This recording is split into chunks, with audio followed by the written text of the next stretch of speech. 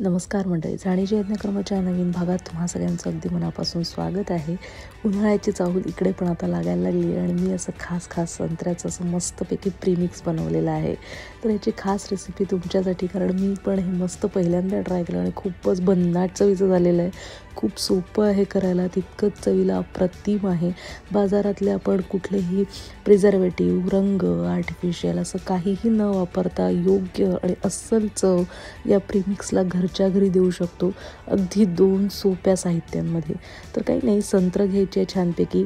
तुमच्याकडे जी मिळत असतील, ज्या आकाराची, ज्या चवीची, ती कुठली पण घ्या आणि ती मस्तपैकी सोलून घ्यायची. हे फक्त आपल्याला इथेही छान छोट्या छोट्या आकाराची अशी मस्त ही संत्र्याची मस्त मोठी पिशवी मिळते. त्यातले सगळी संत्र मी काही घेणार नाही आहे एकदम, त्यामुळे मी अर्धीच घेते. साधारण 15 ते 20 इतकी संत्र मी याच्यामध्ये घेतलेली आहे. छोटी असल्यामुळे जरा जास्त घ्यावी लागली मला. तुम्ही जर मोठ्या आकाराची संत्र मिळालीत तर 3-4 घेतलीत तरीही पुरेशी होऊ शकते. तर ही बघायची मी पूर्ण सालं एकदम सोप्या पद्धतीने काढून घेतली आहे. त्याची जी काय तंतू रेषा असतात त्या पण काढायचा मी प्रयत्न केला आहे, किंवा नाही काढलं तरी चालेल. आपण बिया या संत्रांमध्ये नसतात त्याच्यामुळे ते काढायचा काही प्रश्न नव्हता, पण बिया मात्र अवश्य काढून घ्या. बाकीचं त्याचे जे तंतू असतात ते नाही काढले तरी चालेल. मिक्सरमधनं फिरवून घ्यायचं आहे आणि मी मस्तपैकी असं चाळणीने त्याला थोडंसं गाळून घेतलं आहे, म्हणजे ज्याचा जो चोथा असेल तो पूर्णपणे व्यवस्थित बाहेर निघेल. काही जास्त त्रास पडत नाही या सगळ्यासाठी. तुमच्याकडे ज्युसर असेल तर अतिशय उत्तम, त्यांनी करून बघा. आणि सोप्या पद्धतीने आपला हा रस तयार झालेला आहे. तुम्ही असंही ज्यूस म्हणून पिऊ शकताच, जर जी संत्र अशी खात नसतील ते. पण आता आपण काय करणार आहे, तर हा जो ज्यूस आहे तो मी मापाने मोजून घेणार. तर साधारण 1 कप मी इतका मोजून घेतलेला आहे आणि त्याच्यामध्ये आता आपण फक्त साखर घालायची आहे. तर साधारण 1 कपाला 2 कप साखर हे असं प्रमाण आपल्याला घ्यायचं आहे. तुम्हाला वाटत असेल की आत्ता ही साखर खूप जास्त आहे, पण प्रीमिक्स बनवताना आपल्याला साखर जास्त टाकायला लागते. ते एक प्रिझर्वेटिव्हचं काम करतं. त्याच्यानंतर याच वेळेला तुम्ही याच्यामध्ये थोडंसं, तुम्हाला जर आंबटपणा आणखी आवडत असेल, संत्र्याचा आंबटपणा सोडून, तर तुम्ही लिंबू पण पिळू शकता. थोडंसं एवढ्या प्रमाणासाठी 1 लिंबू पिळा.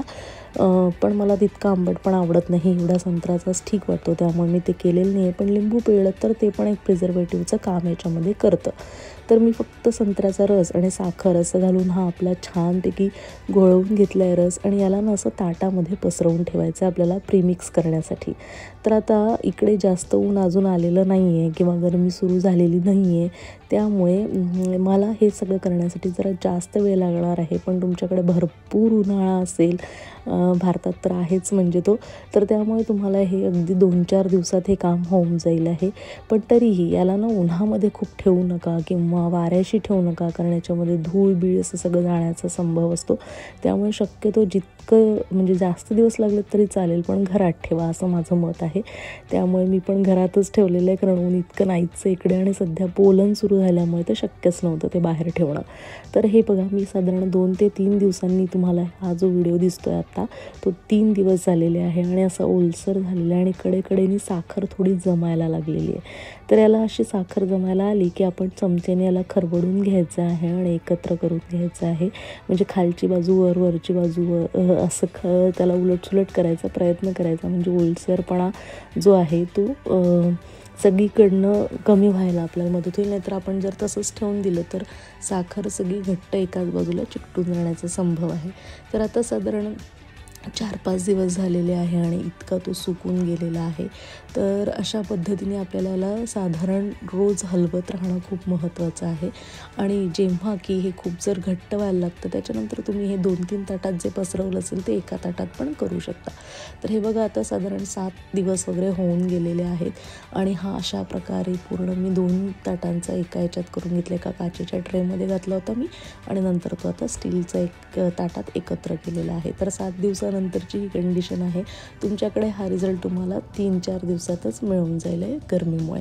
आता जवळपास 10 दिवस झालेले आणि त्याच्यानंतर हा मस्तपैकी प्रीमिक्स संत्र्याचा माझं तयार झालेलं आहे. जवळपास 10 दिवस मला याला द्यायला लागलेले आहे.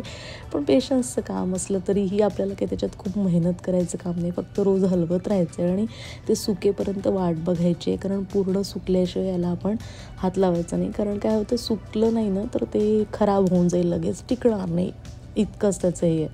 तर टिकवायचं आहे म्हणून आपण हे प्रीमिक्स करतो. तर कमीत कमी त्याला पूर्ण सुकवायला गरजेचं आहे. सुकल्यानंतर आपल्याला त्याला मिक्सरमधनं ग्राइंड करायचं आहे.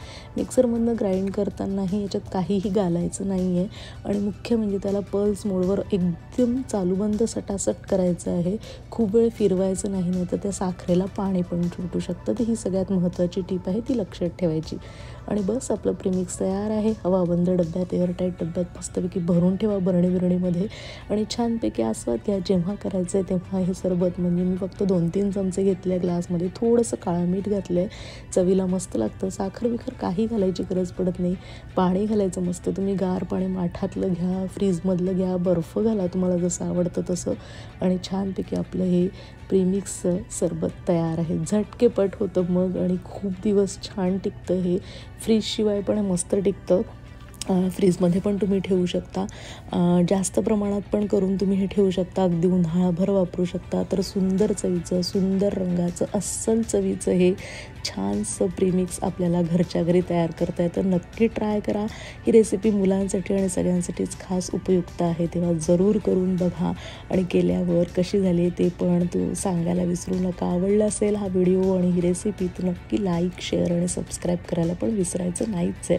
असं गारगार सरबत या उन्हाळ्यात नक्की ट्राय करून बघा.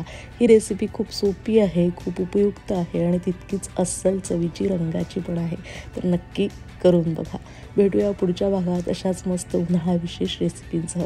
तोपर्यंत नमस्कार. जाणे जे यज्ञ कर्म.